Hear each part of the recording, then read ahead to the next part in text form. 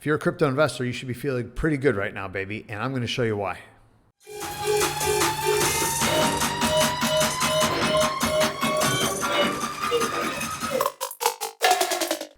Hey, what's up, everybody? Nico here. Today we're talking crypto. We're about to go into the real bull cycle, I would say. I know we're technically in a bull cycle, but after the halving, typically we see about 6 months of sideways chop. Now, since this halving in this cycle, the price of Bitcoin, the price of the whole crypto market has gone down. It's traded in a channel. I'm going to show you that in a minute. But if you look at previous cycles, there's always 6 months of chop, of just sideways trading. And that's because it takes about 6 months for the effects of supply and demand to work themselves out. You have to buy up some of that existing supply. So we know that if you cut supply in half and demand remains the same, the price goes up, right? That's Econ 101. But in this cycle, it seems like demand is also going up, which could be setting us up for a huge bull run. If you're a crypto investor, like I am, then what more could you hope for? So let's take a look at some things and try and figure it out. So first, let's start with the SEC approving options on spot Bitcoin ETFs. The SEC did something good for digital assets. Oh my God, has hell frozen over? Well, not yet. But approving these options is a great first step. What this does is it really brings in liquidity into the system. Another good tidbit of news here is that Bitcoin whales have been selling, making some profits, especially some whales that have held for a while. But now that seems to have stopped as the price is starting to go up. So everyone kind of knows that it's going to go up. And if they own, they're holding. There's less and less selling. So 69 resistance is in sight. I believe we did hit 69 on Friday. Yep, right here it says on Friday. We came within $2 of breaking through the $60,000 mark. And the digital assets now valued at $2.35 trillion. That is just Bitcoin alone. Oh, no, I'm sorry. That's the entire cryptocurrency community, $2.35 trillion, which is a 2.5% rise in one day. That's somewhat ridiculous. Crypto rallies continue. 113 million wiped out in liquidations. Okay, so as the price goes up, it tends to get pushed up a little by liquidating shorts. So people will short it, I think, when we pass 70,000, which is going to happen here, I'd say, within the next couple of weeks. I believe we'll pass. Here's another chart. I believe we'll surpass this right here, 70,000. You're probably going to see maybe some profit taking, a little bit of a pullback. But it seems like we're just going to keep going on higher. And here's some good signs that the parabolic phase is beginning. Now, I don't agree with this $250,000 price target. You know, everyone in the crypto community, they love to exaggerate. It seems like there's a competition for putting, bigger price targets on without any kind of math to back them up. I don't know if we're going to hit 250 this cycle. I don't know. 150, 125, 150 maybe. I don't know. I don't know where we're going to go. I know we're going to go higher, but I really don't like seeing price targets because everybody just tries to out-exaggerate each other.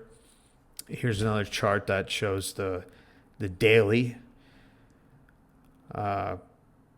This I do believe. We'll probably hit 100,000 in the first quarter of 2025. So I think we're going to pass the all-time high of 72 before the end of this year. And then I think we'll pass 100,000 by first quarter of next year. This is a log chart. This is just 2 months. It kind of makes things look a little too rosy for me. I do agree with this. The downtrend is over. Consolidation and accumulation are almost done. It certainly seems like it. Now it's time for the parabolic phase to begin. Well, if you're a crypto investor, which I am, we hope for that. This is a really good chart. So this is the beginning of this year, right? Where my cursor is at. Okay, that's when the ETFs were introduced in March. And then you see this just sort of 6 months of a little slowly drifting downwards, chop. We hit the bottom, and now this circle, right where my cursor is at now, is where we are today. So it seems like we're starting to go into that breakout phase and could go up in the same way we have in the past and past cycles. We already went over whale data, which shows that whales are now holding more than they're selling. They could be positioning themselves to benefit from the potential long-term price increase. Yeah, no kidding. Also, stablecoin dominance is declining. Could be possibly a good thing. It's tough to say. But if people are selling stablecoins and putting it into actual crypto, into Bitcoin, ETH, Sol, Polkadot, whatever it is you want to get into, then that could be a good thing. That stablecoins are diminishing. And finally, this was pretty interesting to see. BlackRock's ETF chief says 75% of the Bitcoin buyers are crypto people who are new to Wall Street.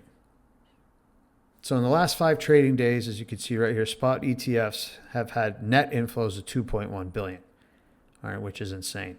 Of the 80% of direct investors buying the IBIT ETF, 75% had never before owned an iShare. Now, iShare is just BlackRock's ETF subsidiary. That's the company that runs all their ETFs. So they've never before owned an ETF. So why this is interesting is it tells you that crypto people are now choosing to own Bitcoin in the form of the ETF rather than the asset itself. And I think this is important because it's sort of foretelling. I think in the future, as time goes by, more and more people are going to want to buy Bitcoin through the ETF. And if you look here, this chart, this shows the ETF on top of Bitcoin. So here's Bitcoin, here's the IBIT ETF. They're practically trading, just perfectly right on top of each other. So it shows that the ETF does a really good job mirroring the spot price of Bitcoin. The reason why I think this is so important is because if you're long, let's say, a crypto exchange, or you're thinking of investing in any kind of crypto transactional company, you might want to think twice, because I think this is going to hurt the shares of the exchanges like Coinbase, for example, here in America. If more and more people are going to buy through the ETF, which is much simpler, you just go into your brokerage account and you buy the ETF, then no one's really going to be using the exchanges anymore. So what do you guys think? Are we going to start seeing some serious acceleration here? I hate to say going parabolic because, I don't know, it's been done to death, but we could be going parabolic. We could at least start to see some significant incremental moves. I think before the year's out, we will certainly make a new all-time high. Where this cycle finishes, I don't know. My guess is between 110 to 150 maybe. Who knows? Could be wrong. Could go to 1 million. No, let's be serious for a minute. But it could definitely shoot up much higher than that. Let me know what you think. Add a comment below. Like and subscribe to the channel. And I'll see you guys next time.